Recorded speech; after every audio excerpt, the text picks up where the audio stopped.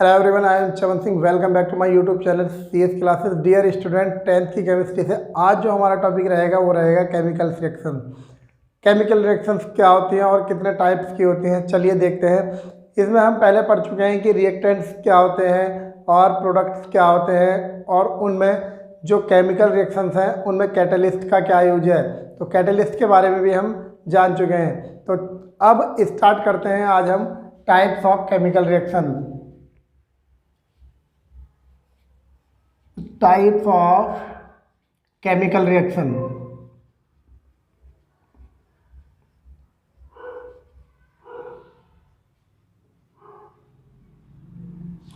देखिए, chemical reactions जो है वो फॉलोइंग टाइप्स की होती है। टाइप्स ऑफ केमिकल रिएक्शंस, और मैं ये कह रहा हूँ कि केमिकल रिएक्शंस जो है वो फॉलोइंग टाइप्स की होती है। अब हम यहाँ 10th में कितने टाइप के केमिकल रिएक्शन पढ़ रहे हैं वो नोट कर लेते हैं। तो सबसे पहले हम फर्स्ट पढ़ेंगे एडिशन,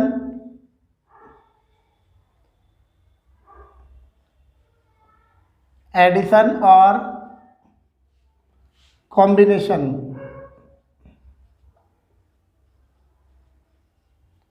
कॉम्बिनेशन रिएक्शन।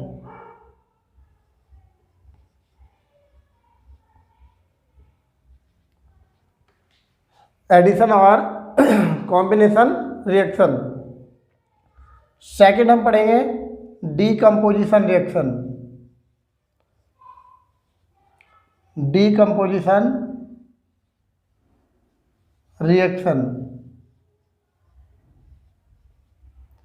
नेक्स्ट हम थर्ड पढ़ेंगे सब्स्टिट्यूशन।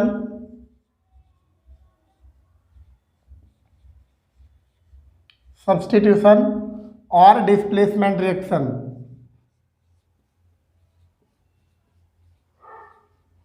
Displacement reaction. और नेक्स्ट फोर्थ नंबर पर हम करेंगे double displacement reaction. Double displacement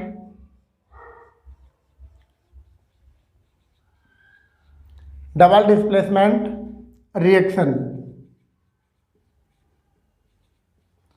double displacement reaction. तो सबसे पहले हम ले रहे हैं एडिशन रिएक्शन। एडिशन और कॉम्बिनेशन रिएक्शन।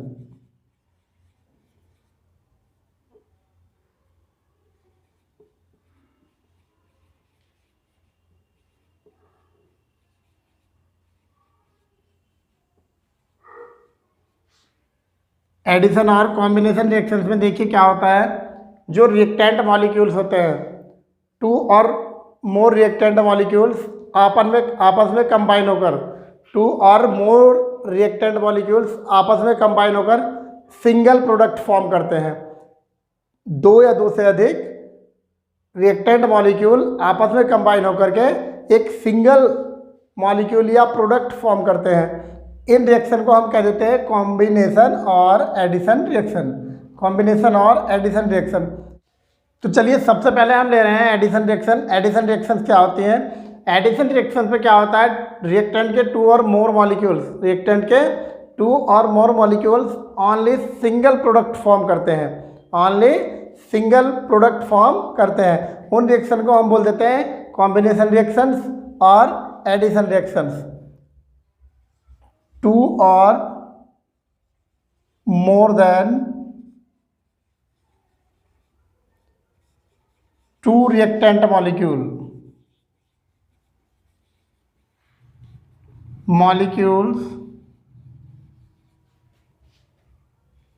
कंबाइन होकर क्या करते हैं, ओनली सिंगल प्रोडक्ट फॉर्म करते हैं।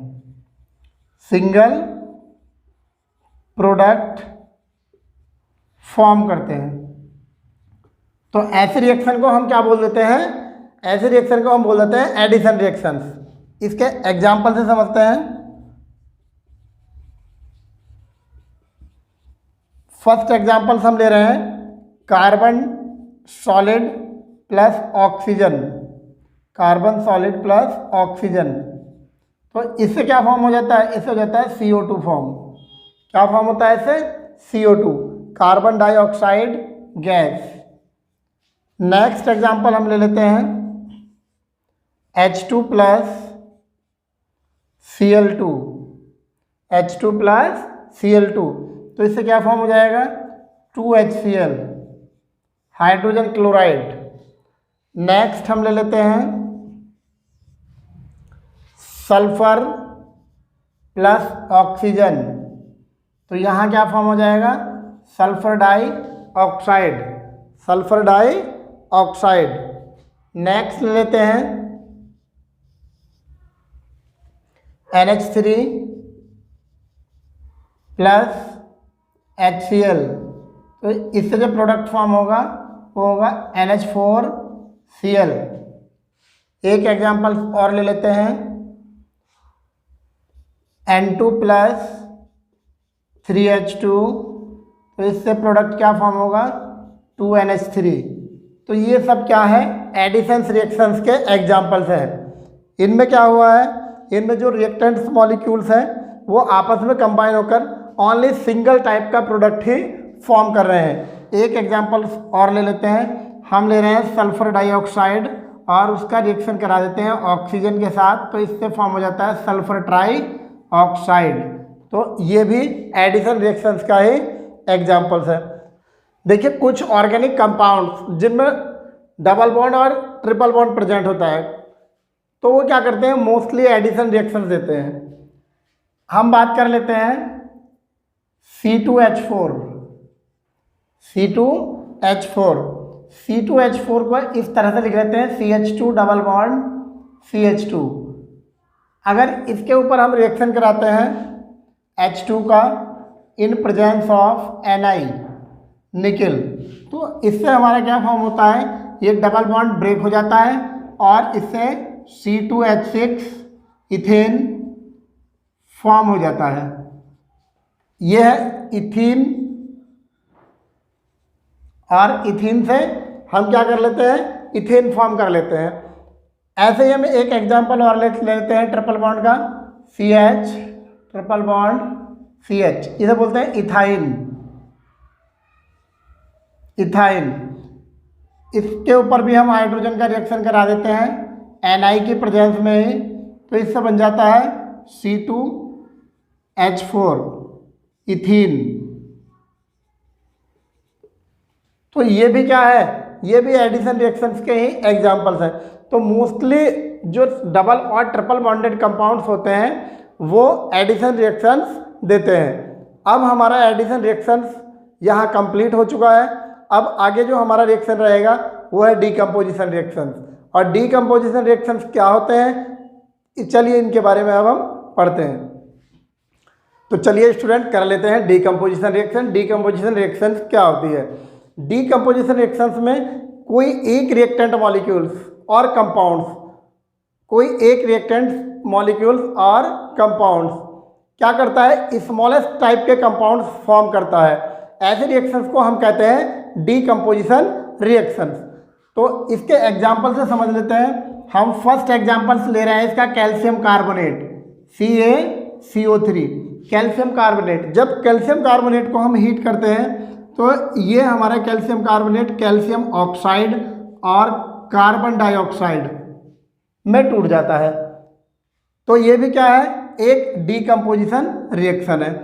सेकंड की अगर हम बात करें, हम ले लेते हैं पोटेशियम क्लोरेट 2KClO3। अगर इसको हीट करते हैं तो ये 2KCl एंड 3O2 में टूट जाता है। तो यहाँ भी क्या हो रहा है? यहाँ भी डीकम्पोजिशन हो रहा है। नेक्स्ट अगर बात कर लें हम lead nitrate 2Pb twice of NO3, अगर इसको हीट करते हैं तो ये 2PbO plus 4NO2 plus O2 में ब्रेक हो जाता है। नेक्स्ट एग्जांपल इसका ले लेते हैं हम। अगर हम NaCl लें और उसका इलेक्ट्रोलाइसिस करें, इलेक्ट्रोलाइसिस कराएं, तो ये क्या होता है? ये Na प्लस और Cl माइनस में ब्रेक हो जाता है। नेक्स्ट अगर ये हम वाटर का कराएं इलेक्ट्रोलाइसिस, तो वाटर कैसे ब्रेक होता है,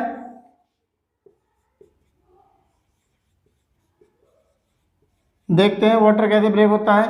वाटर 2H2 प्लस O2 में ब्रेक हो जाता है।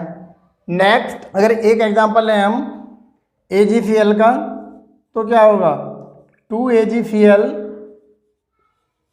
इन प्रेजेंस ऑफ सनलाइट